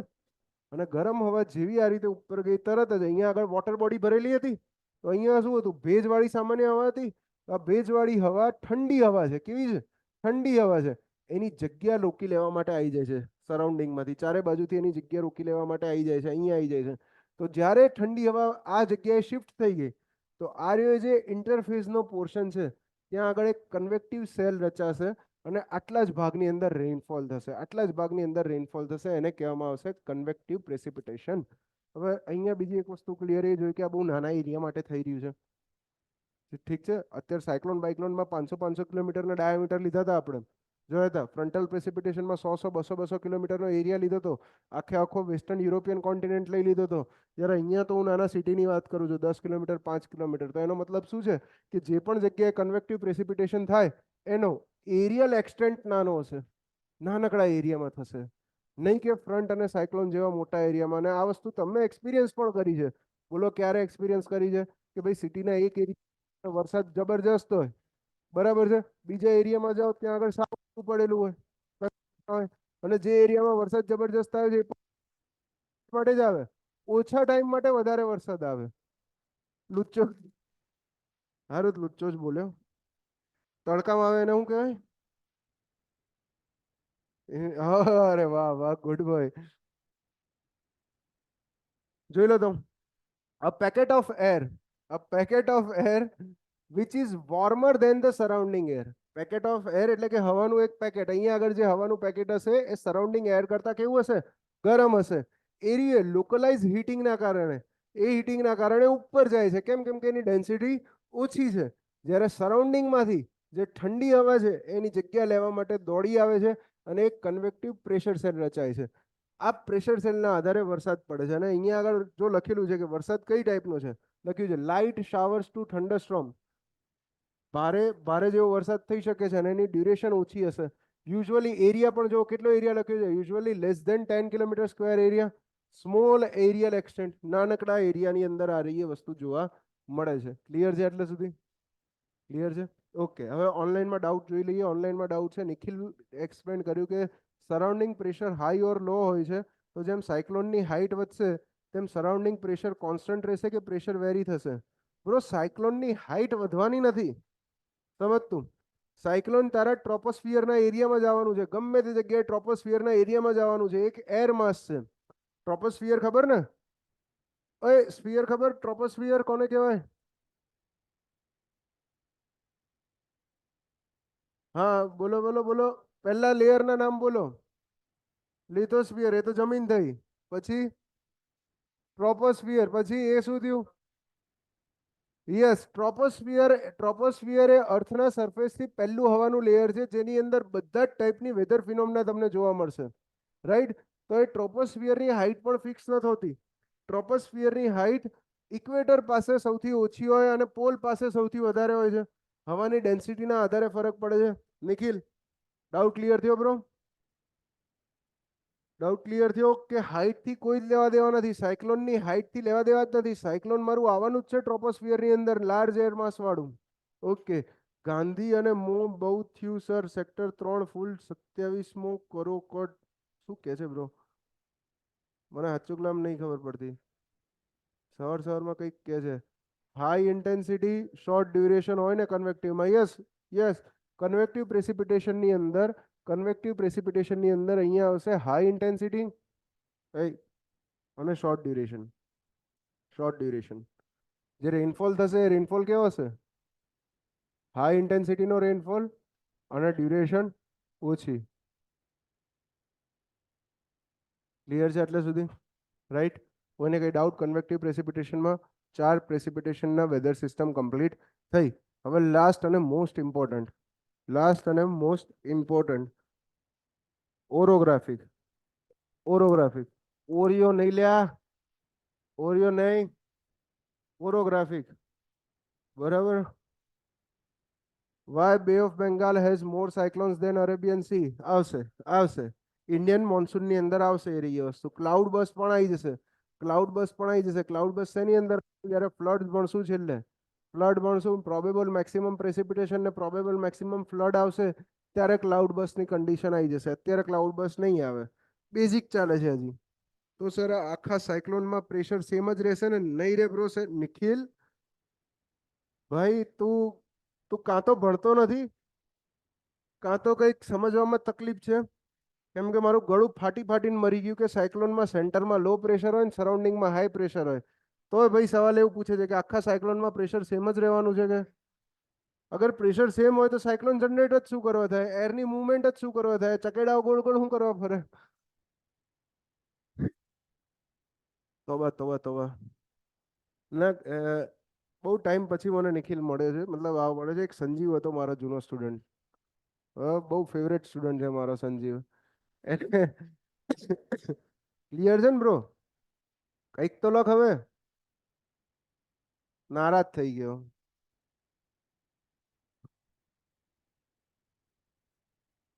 નિખિલ જૂનો જ છે એ તો મને ખબર છે.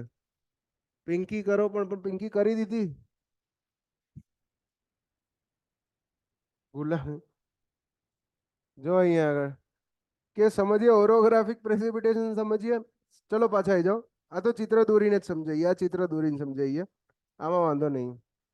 સહેલું છે.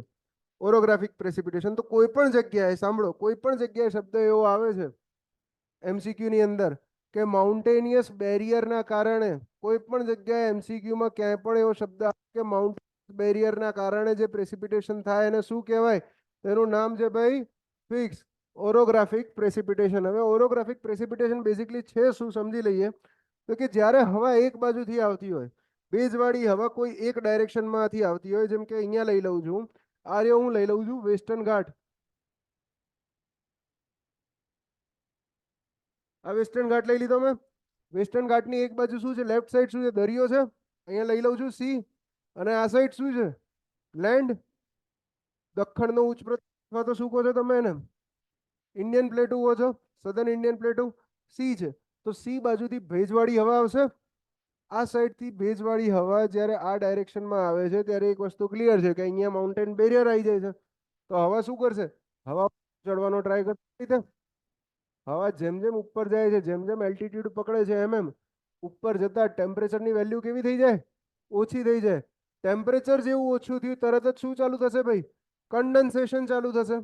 રાઈટ. તો આ જગ્યાએ ભેજવાળી હવાનું કન્ડન્સેશન થાય છે અને ક્લાઉડ્સનું ફોર્મેશન થાય છે. અને ક્લાઉડ્સનું ફોર્મેશન થયા પછી રેનફોલ થાય છે. તો રેનફોલ કઈ જગ્યાએ થશે? આ જ જગ્યાએ થાય છે. આ જ જગ્યાએ રેનફોલ થશે. આ બાજુ જ રેનફોલ થશે. અને જ્યારે આ રેનફોલ પૂરો થઈ ગયો, ભેજ ખાલી થઈ ગયો, હવાનો ભેજ એમ્પ્ટી થઈ ગયો, ત્યારે શું વળી પાછી આ ડાયરેક્શનમાં આગળ મૂવ કરી જશે. તો અહીંયા આગળ ભેજ હશે રાઈટ સાઈડમાં. આ બાજુ હવા પાસે ભેજ હશે, મોઇશ્ચર હશે? ના, નો મોઇશ્ચર. કેમ નહીં હોય? કે જેટલી મોઇશ્ચર હતી એ બધી અહીંયા આગળ ખાલી કરીને જતી રહી. જેટલી મોઇશ્ચર હતી એ અહીંયા ખાલી કરીને જતી રહી. તો પવન કઈ બાજથી આવે છે? પવન આ બાજથી આવે છે. તો પર્વતની બે સાઈડ હોય, પર્વતના સાઈડના બે નામ હોય. જે બાજુથી પવન આવતો હોય એ સાઈડને કહેવાય વિન્ડવર્ડ સાઈડ. તો આ જે સાઈડ છે આ સાઈડને હું કહીશ વિન્ડવર્ડ સાઈડ.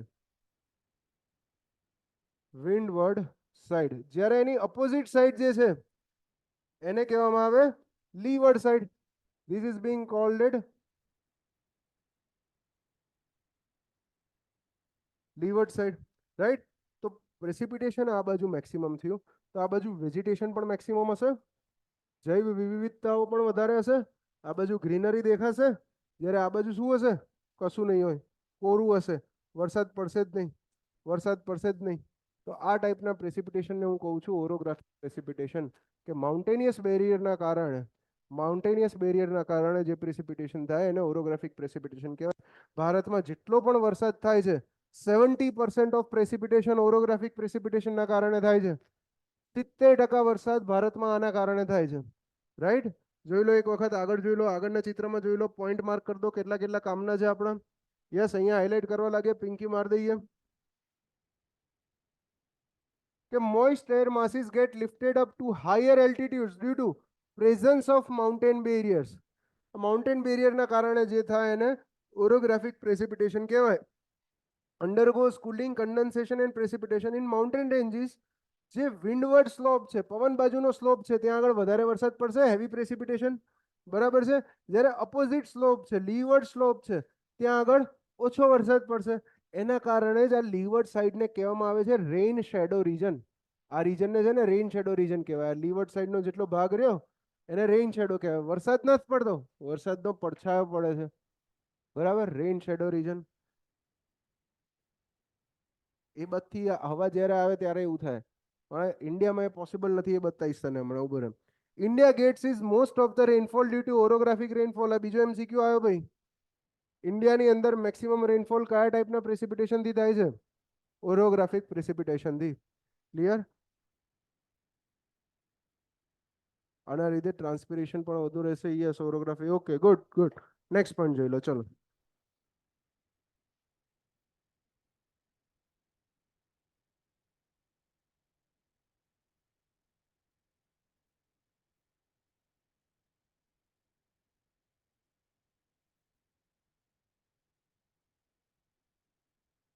માઉન્ટેન રેન્જીસની વાત કરતા હતા આપણે, રાઈટ. હવે ઇન્ડિયામાં ઓરોગ્રાફિક પ્રેસિપિટેશન કઈ રીતે અફેક્ટ કરે છે જો, બરાબર છે. મહારાષ્ટ્ર જોઈ લો, ચલો એ બધી જ વાત કરી લઈએ. અહીંયા આગળ ઇન્ડિયાની અંદર કયું કીધું હતું કે ભાઈ સાઉથ વેસ્ટ મોન્સૂન આવે, south waste monsoon, right. Monsoon season આપણી ચાલુ 1 જૂનથી થાય, અને 1 જૂનથી ક્યાંથી પવનો આવે? ઇન્ડિયન ઓશિયનમાં આ ડાયરેક્શનમાં આ રીતે પવનો આવે છે, રાઈટ. આ ભેજવાળી હવા કંઈક આ રીતે આવે છે, દેખાય છે ને, ઓનલાઈનમાં દેખાય છે ને, એક્ઝેક્ટ આ રીતે આવે છે. તો સૌથી પહેલું માઉન્ટેન બેરિયર કયું આવે છે? આ રહ્યું. શું છે આ બધું? અહીંયા શું બતાવું છું? વેસ્ટર્ન ઘાટ. વેસ્ટર્ન ઘાટના માઉન્ટેન્સ, વેસ્ટર્ન ઘાટના માઉન્ટેન્સ. તો એના કારણે જુઓ તમે કે વેસ્ટર્ન ઘાટનો જેટલો વિન્ડવર્ડ સાઈડ છે, જેટલી પણ વિન્ડવર્ડ સાઈડ છે, આ રહી છે, જેટલી પણ વિન્ડવર્ડ સાઈડ છે આ બધી ગ્રીન દેખાય છે, રાઈટ. જ્યારે વેસ્ટર્ન ઘાટની લીવર્ડ સાઈડ, આ ડેક્કન પ્લેટુ જોઈ લો, કોરું ધાકડ દેખાય છે, બરાબર છે. અને આ લીવર્ડ પ્લેટુમાં જે એક રીજન છે, આ મહારાષ્ટ્રની અંદર વિદર્ભ રીજન આ રહ્યો, જ્યાં આગળ મેક્સિમમ ફાર્મર્સ સુસાઇડ થાય, મેક્સિમમ ફાર્મર્સના સુસાઇડ આ રહ્યો વિદર્ભ રીજન. કેમ? કેમ કે વરસાદ પડતો જ નથી. કેમ? કે આ જેટલી પણ માઉન્ટેન રેન્જ છે અહીંયા વેસ્ટર્ન ઘાટ, એ રોકી દે છે વરસાદને. સાંભળ્યું હશે તમારે એ વસ્તુ. મહારાષ્ટ્રમાં દર બીજા ત્રીજા દિવસે એકાદું સુસાઇડ આ વિદર્ભ રીજનમાંથી થાય, બરાબર. પછી હજી એક વસ્તુ છે કે આ ભૂસી કાઢવા દો પહેલા મને. યસ, અહીંયા આગળ આવે છે બેંગ્લોર. ક્યાં ગયું ભાઈ? નીચે કર્ણાટકા. યસ, આ સાઈડ ક્યાંક છે બેંગ્લોર સિટી. હજી નીચે? ઓકે, યસ, હજી નીચે.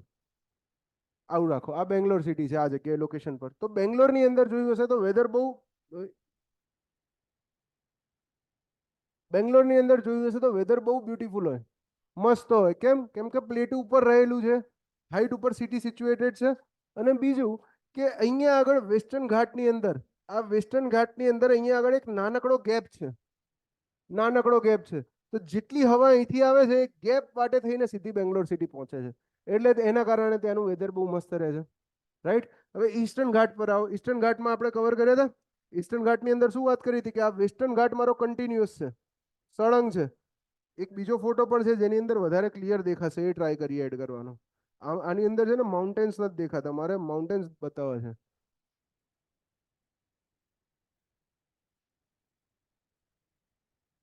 એના સિવાય એક લાવ્યો તો હું,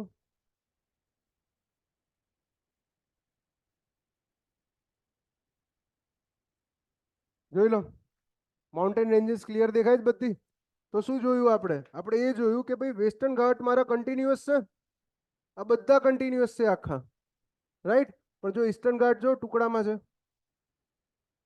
છે ટુકડા, તો જે વચ્ચે જે જગ્યા રહી જાય છે ટુકડાઓની, એ શેની જગ્યા રહી જાય છે કે જેટલો વરસાદ વેસ્ટર્ન ઘાટમાં પડે છે ત્યાંથી જ બધી મોટાભાગની રિવર્સ ઓરિજિનેટ થાય છે, જે ક્યાં ફ્લો કરે છે? ઈસ્ટવર્ડ ફ્લો કરે છે. આ ડાયરેક્શનમાં આ રીતે ફ્લો કરે છે, આ ડાયરેક્શનમાં આ રીતે ફ્લો કરે છે, આ ઈસ્ટવર્ડ નીકળે છે આ રિવર્સ. તો એ રિવર્સને આવી રહી એ ચેનલ્સ છે. ક્લિયર છે આ વસ્તુ? અને વેસ્ટર્ન ઘાટ ને ઈસ્ટર્ન ઘાટ બંને જે જગ્યાએ મળે એ હિલ્સનું નામ શું છે?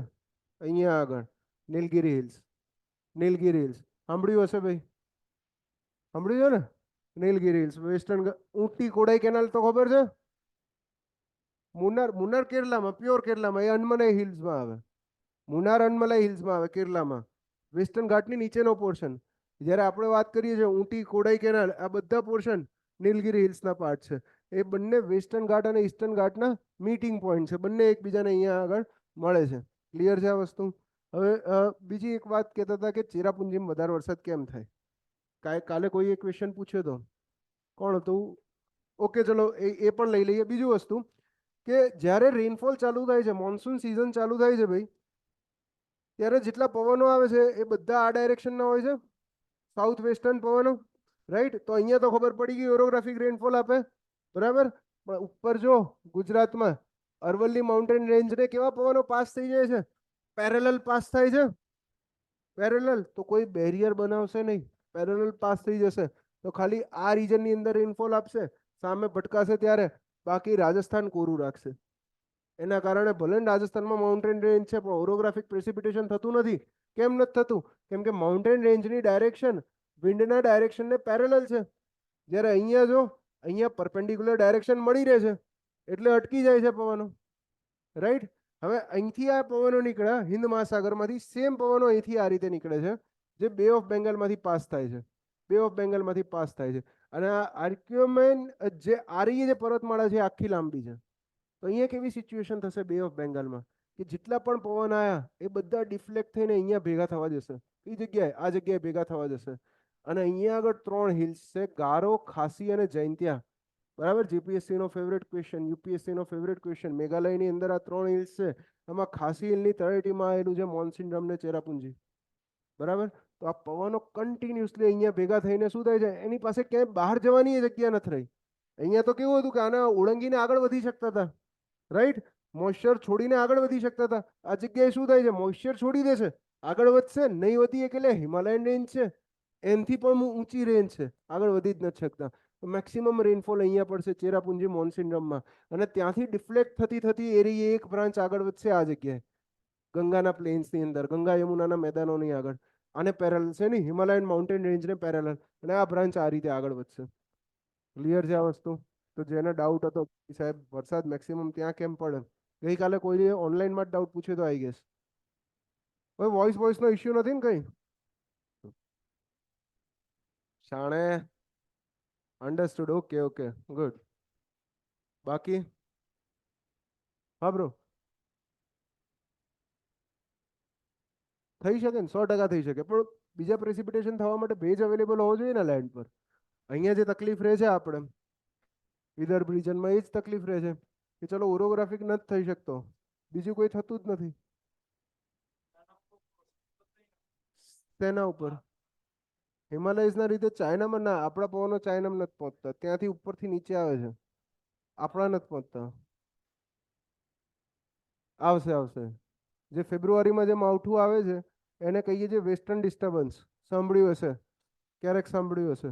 અને પછીના ટોપિકમાં જ આવશે ઇન્ડિયન મોન્સૂનમાં. ક્લિયર છે? આજે આટલું રાખીએ, બરાબર. વધારે નથી હેરાન કરવો. આવતીકાલે સવારે 8 વાગે આવી જજો, એકદમ મસ્ત, બરાબર. કાલે 8 વાગે, કાલે 8 વાગે મેં કીધું ને સાહેબનો સ્પેશિયલ લેક્ચર છે. પ્રિન્સ સાહેબ આવશે, શુભમ સાહેબે આવશે. હા ઓય બીજી એક વસ્તુ કે તારીખ 7 અને તારીખ 8, 7 તારીખે શું છે આપણે ત્યાં ઇલેક્શન છે, તો બધાએ કમ્પલસરી વોટ આપવા જવાનું છે. કોઈનું કોનું વોટર આઈડી કાર્ડ નથી? તારા 18 થઈ ગયા? પાક્કું થઈ ગયા? કેમ નહીં કઢાયું? એપ્લાય કર્યું છે? 18 થઈ ગયા? કેમ નહીં કઢાયું?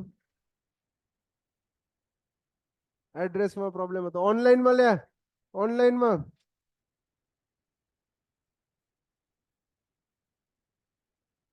સાંભળો તો 7મી તારીખ અને 8મી તારીખે 7મી તારીખ અને 8મી તારીખે રજા રહેશે. એના માટે કે તમે ઘેર જઈને વોટ આપી આવો.